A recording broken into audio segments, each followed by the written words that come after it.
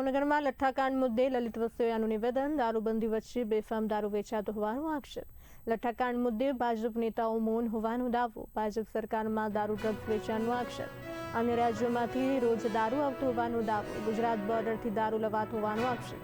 દારૂ લાવવા પોલીસને લાખો અપાતા હોવાનો દાવો। ગાંધીના ગુજરાતમાં દારૂબંધી સામે સવાલો ઉઠાવ્યા છે। ગાંધીના ગુજરાતમાં દારૂબંધીની વાત સરકાર મોટા ઉપાડે કરી રહી છે। આખાએ ગુજરાતનું કોઈ ગામ એવું નહીં હોય કે જ્યાં દેશી દારૂ ઇંગ્લિશ દારૂ ન મળતો હોય। અને ખૂબીની વાત તો એ છે કે દારૂ સાથે ડ્રગ્સ પણ મોટા પ્રમાણની અંદર ગુજરાતની અંદર મળી રહ્યો છે।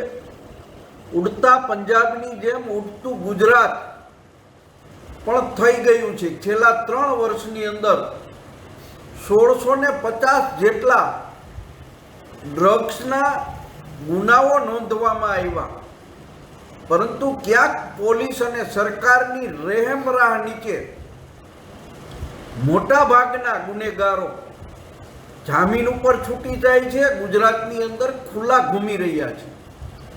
ભાવનગરની અંદર જે લઠ્ઠાકાંડ થયો એમાં 9 થી વધારે મૃતકોના મોત થયા બાદ સરકાર અને પોલીસ કડક હાથે કામ લેવાની વાત કરે છે, ત્યારે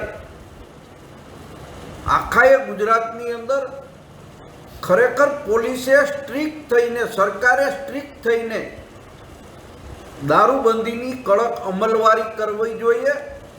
પહેલાં તો દેશી દારૂમાં લઠ્ઠાકાંડ થતું હતું, હવે તો ઇંગ્લિશ દારૂ બનાવટી બનાવી અને એમાં